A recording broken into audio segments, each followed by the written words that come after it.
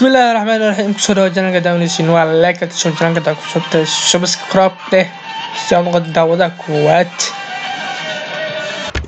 بسم الله الرحمن الرحيم كسر دبادة جنك قدامنا waa like tasoo jiran ka ku shubtay subscribe like and comment kambalay ka furo subscribe kambalay ka furo si uu ku soo gaaro muuqaalada kale ama muuqaalada dambe aan soo gelin doono insha Allah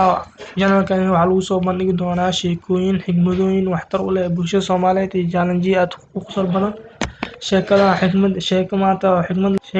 leh xisaabsan wax gacantada aan ku jirin inta aadan helin ka hor sheekada ayaa waxay u dhacaysaa hadda ka hor gabadh caanuley ah waxay ku nooleed tuulo aad u yar oo aroor kasta waxay ku maalin jirtay sac suuqa ayayna u qaadi jirtay caanaha si ay u iibiso maalin maalmaha ka mid ah gabadhii waxay u socotay suuqa iyadoo xambaarsan baaldi caano ah ka buuxaan maanta saca caano badan ayuu u siiyay haddii aan caano badan u siiyo waxaan helayaa lacag badan gabadhii ayaa sidoo hoos iska dhaafay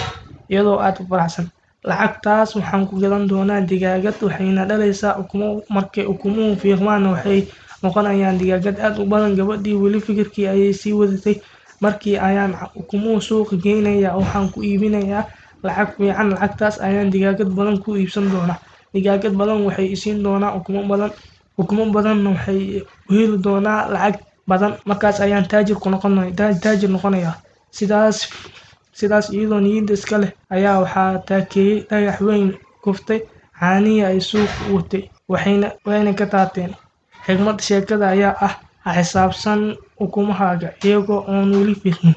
sheekada xigmadeeda ayaa ah ha xisaabsan wax gacantaada aan ku jirin inta aadan helin ka hor